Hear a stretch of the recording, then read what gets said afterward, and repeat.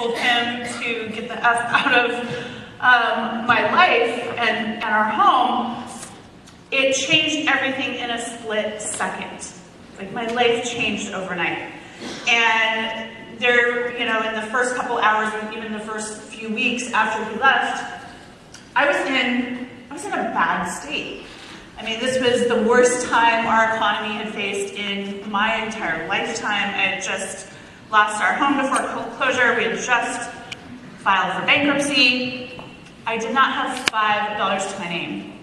And I didn't even realize that I didn't have access to our checking account.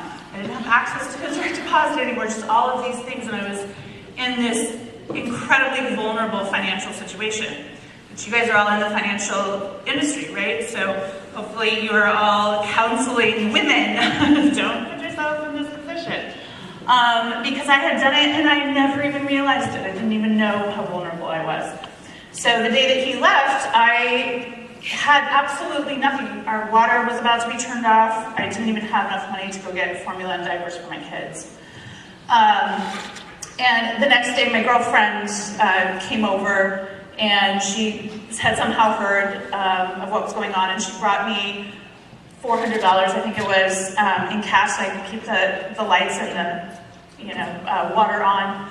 And she brought me food and diapers for the kids. And I remember that was kind of a huge turning point for me, where I realized, wow, I'm in this state and I never want to be in this state again. I never want to rely on anybody else for basic needs to survive. And thank God that that kind of thought triggered in me a fire to change my life and a burning desire to never put myself or my kids in a position like that again.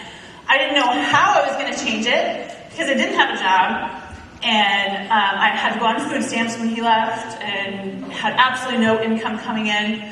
And when your back is against a wall, you have two choices, always. So no matter what you're going through, you always, always, always, always have a choice, even if it feels like you don't. And in that moment, I did have a choice. So I could either completely fall off the map, like go to vices like people do and just disintegrate, or I could figure it out. And I didn't know how to move forward. I had no idea. I kept on trying to plan and think about what I should do and how I could get a job and all of this stuff. And all of it seemed utterly, utterly impossible. Because I was a stay-at-home mom and had been for a long time, and no one was hiring, and there was all these kind of obstacles in front of me. And no matter kind of what I kept on thinking, I just kept on saying to myself, I can't do this. Like, I don't know how to do this. I can't do this. I can't do this. And I was talking a little bit about this last night. There is a voice in all of us that will always kind of counter whatever our internal voice is saying, right? Most of the time we don't listen to it. Most of the time we argue with it. And I have come to know that voice as kind of my intuition, or my internal life coach, if you will. And if I pause and listen to it, it has never steered me wrong. It has never guided me wrong. And in those first really, really dark times, what kept on coming back was just this idea of what if you can? What if you can survive? What if you can find a job? What if you can get an apartment? What if you can get off food stamps? So everything that I was saying I couldn't do, this voice was like, chill. You can. There is always a way, right? And so I allowed that thought to continue. And I think one of the things I really want to leave you with today is when you hear that voice, countering all of our doubts, which you will, give it room to breathe. Allow it to be. You don't have to analyze it. You don't have to talk back to it. You have to just let it be.